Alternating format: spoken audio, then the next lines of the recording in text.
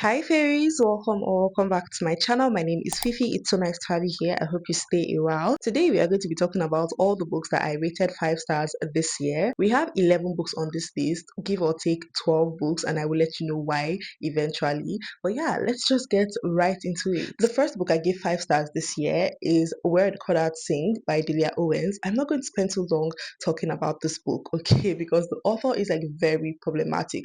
And I'm not talking like your regular, book or oh, this author is problematic. Like I'm talking murder accusations problematic. So yeah, that was crazy to find out about. This book basically follows Kia, who grows up in a house by a marsh in this small town. Her parents unfortunately abandoned her, and so do her elder siblings. So she's forced to grow up alone by this marsh, and she faces a lot of prejudice from the rest of the people in this town. She is known as the marsh girl, and people just don't like her. She's like obviously poor, unkempt, without a guardian. We just follow her growing up, living this life. And alongside this, we have a plot where we are trying to figure out who murdered a particular person. So it's a literary mystery fiction, I guess you can say. And I really, really, really liked it. I love the writing of the book. It gelled with me so nicely. I love the characters. I found myself connecting to Kia so much and resonating with her and her story. I did let out a tear or two by the end of this book. But yeah, I just thought that everything came together so nicely. But yeah, I just really liked it and I enjoyed reading it. So that's that. The next book I gave 5 stars also in January was The Da Vinci Code by Dan Brown. This is the second book in the Robert Landon series. I think I am going to rate every book in this series 5 stars. I gave the first one 5 stars. I gave this one 5 stars, and you will find out soon enough that I gave yet another book in the series 5 stars. I don't know, I just really, really, really love the writing and the plotting in these books. It can be quite repetitive, but also not repetitive at all, because in this particular one, we basically follow Robert Landon as he tries to save the world essentially. So that's how you can say it is repetitive, because we have Robert trying to save the world in all these books. Robert is this religious and historical iconologist, symbologist, and professor who basically finds himself roped into terrorist attacks constantly for some reason. In this particular one, we follow him and this woman who is very involved in the plot as they try to uncover this terrorist plot through Leonardo da Vinci's works. This was so incredibly enlightening. These books continue to be so enlightening, so thrilling, and educational. I just love reading books that educate me and books that teach me things that I otherwise wouldn't have thought to find out about. I just love that you can tell the amount of research and precaution that was taken into account when it comes to the writing of this book. You can tell that the author is very much passionate about these topics and handles them with such care and effervescence, and I just loved it so much. I love the writing, I love the plot, I love the pacing of it all, and it always ends up kind of wholesome, so I really did appreciate that. The next book I gave 5 stars, and this was in February, was The Vine Rivals by Rebecca Ross. This is the first book in the Letters of Enchantment duology. I keep calling it the Vine Rivals duology, and I forget that it has an actual name for the series. We have Iris and Kit, two young, very promising journalists working in this publishing house who basically are going up for the same promotion. And Kit is a very privileged Kit is very much privileged. This whole job was basically given to him by his father, but he is really passionate about it. While Iris is very poor, very much in need of this job to take care of her mother and herself. So yeah, we watch them basically go for rivals to something more beautiful as a war is going on, and as they are also, being journalists included in this war. It's obviously so much more convoluted and complex than I am saying right now, but I just loved this book so much. I loved the writing. I thought it was so poetic, so romantic, so enchanting. I really, really resonated with characters. I connected to them so much. I loved their romance. I thought it was so beautiful, and I love anything involving letters and just writing in general, because I am a writer. I write songs, I write poems, I am working on a number of different books. So yeah, I just really love when writing is so heavily incorporated in a book and masterfully done, especially when it is in this fantastical, magical world. We are left on a huge cliffhanger in this book, and I have to tell you that the second book didn't quite meet up to the standards of the first book. I really, really liked it as well, but it just didn't give me a finish. So I gave that one 4 stars. But yeah, The next book I rated 5 stars also in February was Half a Soul by Olivia Atwater. This is the first book in the Regency Fairy Tales series. This book basically follows Theodora, who basically gets her soul cut in half by a magical fairy. I don't know why I said magical fairy. I feel like all fairies are inherently magical. Anyway, yeah, she basically is half of a person essentially because she can not feel things quite as other people feel them. She can't feel happiness in the way that she should. She can't necessarily feel anger. She's just like very much not dormant because she still has some feelings and some opinions, and she's very much voices them whenever she sees fit. She's just not able to showcase emotion as well as most people. And basically, she goes to England with her aunt and her cousin who is trying to find a husband. In the course of this, she meets Elias, who is our main character, who is also quite magical. He is the magician, the official magician for England, called the Lord Sorcier. And yeah, a lot of things happen, but they eventually form something more than just a friendship. I honestly really love this book. I think I'm a huge fan of cozy fantasies. But honestly, this didn't feel much like a cozy fantasy. This wasn't particularly cozy in the sense that, everything was just lackadaisical. A lot did happen. The plot was very much packed with a number of different things. And, we had conversations about so many different aspects of life, like slavery and, bodily autonomy. And I really appreciated that. I just love this author's writing. I think it's so beautiful, so ethereal. It literally just takes you away. Such beautiful prose with the incorporation of that old Regency England, way of speaking that I just really appreciated. My next 5-star read was The Falcons of Fire and Ice by Karen Maitland. I read this in April. It was my only 5-star in April, and I just love this so freaking much.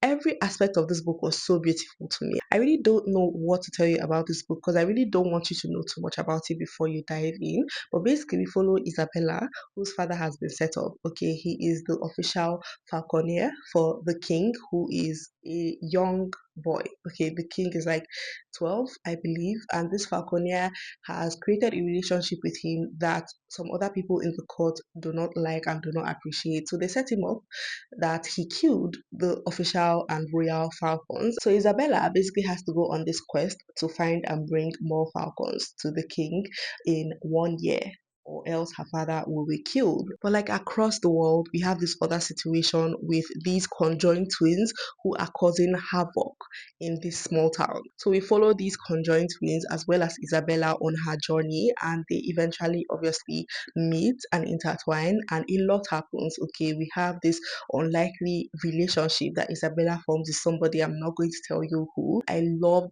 the incorporation of all the characters and the incorporation of humor in this book by using a specific character. I love the plot. I love how everything came together at the end. I love how we were left kind of wondering, what exactly happened and where exactly they went. This is like a 600-page book, and I still wish that it was longer because I just fell in love with the characters so much and wanted to know where they were headed. So yeah, this is a historical fantastical fiction, and I really just urge you to pick it up because I genuinely think it's like incredible. Then I had 3 5 stars in May, which was absolutely insane to me. The first one was Inferno by Dan Brown. This is the fourth book in the Robert Landon series. Yes, I did skip the third one. Yes, I will be getting to it eventually. I just had this one physically and I had to start it. Like I said, these books follow Robert as he basically just tries to save the world, and this particular one follows him, trying to solve this terrorist attack through Dante's Inferno. But I really liked this one because it felt like we saw a little bit more of who Robert was as a person. There was a little bit more depth in this one that I genuinely really appreciated. I also loved how the ending was kind of wishy-washy. We don't know what will come of the world because he wasn't able to actually stop the thing from happening, but it did end up quite wholesome, I guess you can say, but also really sad. I remember it being sadder than I expected it to be. I just really liked it because I felt like it was more emotionally adept and still had that research quality mixed with fictional inflection that I really, really like and appreciate in these books. So yeah, my next 5 star was 10,000 Stitches by Olivia Atota, the second book in the Regency Fairy Tale series. I love this book so much. Again, I love this author's writing, so beautiful, so masterfully done. I love how she's literally just able to envelop and enthrall you and immerse you in this very beautiful, very magical world. And I like the characters in this one, especially because we are following Effie, who is a maid and meets a fairy. She makes a deal with this fairy to help her basically become a proper lady so she can win the hand of this man in marriage. But things don't quite go as planned, and we get a very unlikely romance, a romance that I did not even know was budding until the last like 20%. And I just really, really, really liked it. I connected to Effie and the other characters so much. I just thought it was so beautifully and masterfully and skillfully done. All these books are really, really good. I recently read the third book in this series and I gave it 3.75 stars, which was very sad for me because, as you've seen, I gave the first two books 5 stars, so I didn't expect to not like this one as much. But I do really recommend this series if you're a fan of cozy fantasy and just magical ethereal worlds. I really think you would enjoy these books. The next book I gave 5 stars was Animal Farm by George Orwell. This is a very interesting book, okay? It is a very satirical book, basically following these animals who take over the farm from the humans and form a community of their own. It basically is commentary on the totalitarian government system of the Soviet Union in Russia, and I just loved how everything was portrayed. I didn't necessarily think that anthropomorphism would be a literary device that I liked so much, but I just loved it in this book. I loved all the characters. I found them so real and so compelling and very reminiscent of a lot of people that we see these days and we have seen through time. It's a classic, a really short book, and one that I would recommend to literally everybody that can read. Then I had two 5 stars in June. The first one being Second Form in Mallory Towers by Enid Blyton. This is the second book in the Mallory Towers series. This is in fact a middle grade series. It's a series that I started when I was very much younger. I think like 10 or 11. I didn't read all the books, but I read like 3 or 4 and I remember loving them so much. And then I came across them again this year and I just had to. I just thought that it would be so nostalgic and I was definitely right. I loved the first book. I think I gave it 4 stars. And this one I thought had so much depth and just was so much better and just gave me all the feelings that I wanted it to give me. So I had to give it 5 stars. Like I couldn't withhold my 5 star just because it's a middle grade book. Basically, this series follows some girls in this boarding school called Mallory Towers. We just watch them literally grow as people and students in this boarding house. I am now in like the 9th or 10th book. There are 12 books in this series, and I just love it so much. It's just so beautiful, so wholesome, so nostalgic. I love that we constantly have moral lessons that we learn at the end of each book. Some people probably wouldn't agree, but I do think that the plots are really, really good. Okay, I am constantly like on the edge of my seat, just wanting to know what happens next. Not much does happen, I can't lie. It's just like preteens and teenagers doing teenager things. We have unlikely friendships being built, betrayals, lying, stealing, just like children things, and it's just like very wholesome at the end of the day. And I appreciate it so much because I think the characters are so compelling and they are so personable and so real and realistic. If you are a fan of middle grade books, I would really, really recommend this series. And honestly, I would also recommend the St. Clair series by Enid Blyton. I honestly want to read like every single Enid Blyton book. I know she has like over 200 or 300 books out. So I don't know how possible that would even be, but I did start the St. Clair's series. It's also following a number of girls in a boarding house. So a little bit like repetitive in that sense, but I just love it. I don't know what to tell you. Then in June, I read another 5 star that I literally will not stop talking about. Threats of the Emerald Sea by Brandon Sanderson. This was my first Brando Sando book and I was very pleasantly surprised. Okay, I didn't think I would like it as much as I did. I definitely didn't think that I would still be thinking about it till this day, months after. As the title implies, we basically just follow Tress across her journey through the Emerald Sea. She leaves her little island in search of her lover, who has basically been kidnapped or taken by this evil witch, I guess you can call her.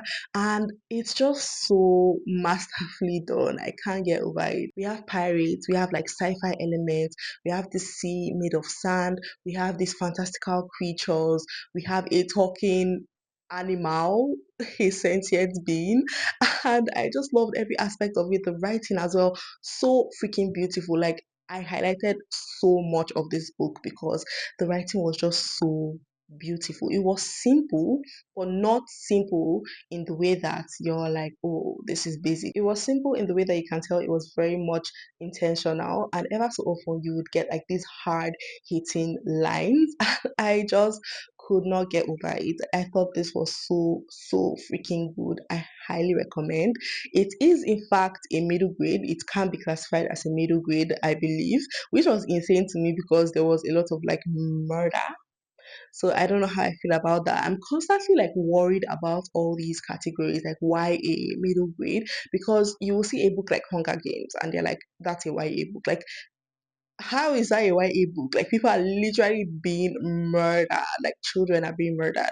I don't know if I would want my children to read books like those. I don't know. Anyway, yeah, I just really recommend this book. I loved it so much. After that, from August to November, I did not get any other 5 star, unfortunately. And then I got a very pleasant surprise in the book called My Fair Frauds by Jennifer Thorne and Lee Kelly. This is a historical mystery fiction basically following these two con artists who come together to basically upend and overthrow and bring down the upper crust of New York in like the 1800s. I really don't want to tell you too much about this book, okay? But if you are into books with very compelling, personable, and realistic characters, really nice found family, razor sharp banter between them, high society scams, revenge plots, think like Six of Crows, but quite tamer and set in this historical Victorian world, you would love this book. I loved it so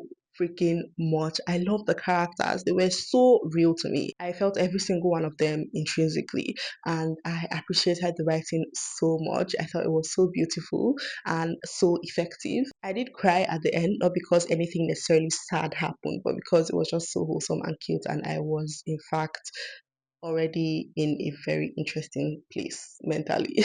So those are all my official 5 stars of 2025. But an honorable mention would be Frost Blood by Ellie Blake. I read this book in January and I gave it 5 stars. And then I reread it in like August, I believe, and I reduced it to a 4 star. This is why I often feel wary about rereading books. Because one, I'm like, why would I want to reread a book when I have so many books that I need to get to? But also, I'm like, my reading tastes and opinions are constantly changing and evolving. So if I read a book today, I can rate it 5 stars, and then tomorrow I'll read it and rate it like 3 stars. This book though basically follows Ruby, who is a fireblood living in this frost blood land where firebloods are outlawed and not allowed to exist essentially. Her whole life she's made to keep her powers in check, okay, not let anybody know that she is in fact a fireblood.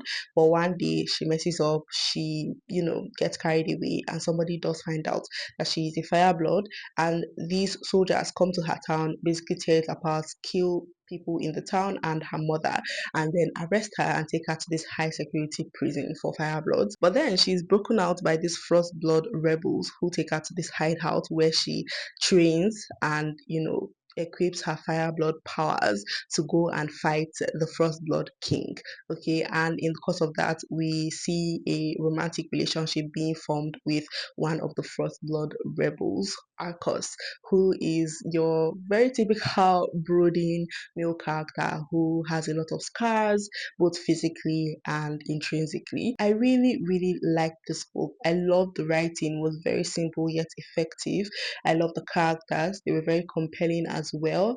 I loved the plot, it was really good, okay, especially the ending I thought was just so incredible and so well written. I just think that because this book was written like almost 10 years ago, it had your very typical romantic fantasy tropes, I guess you can say. When I initially read it, I didn't think too much about those tropes. I really was just going off of vibes. And then I reread it more critically and I had to just bump it down to a 4 star because it just wasn't as good as I built it up in my mind, unfortunately. But I still really, really liked it and I would still recommend it. I have to continue this series. I'm not sure what is going to happen in the rest of the series because I feel like we could have stopped in book one. But yeah, I'm very interested in finding out. I really can't wait to get back into this world and get back to these characters because I love them so much. If you're looking for like a typical fantasy with a slow burn romance, no spice whatsoever, I think they only shared like one kiss. Yeah, this is the book for you. Check it out. But yeah, that brings us to the end of this video. Thank you guys so much for watching. I really, really appreciate it. Let me know if you've read any of these books, what your thoughts are about them. If you would like to read any of them, just talk to me down below. I love reading and replying comments. It's one of my favorite pastimes. Don't forget to like, comment, subscribe, and also follow me on Instagram if you want to be book besties or just besties in general. I would really love and appreciate that. But for now, I will see you guys in my next video. Bye!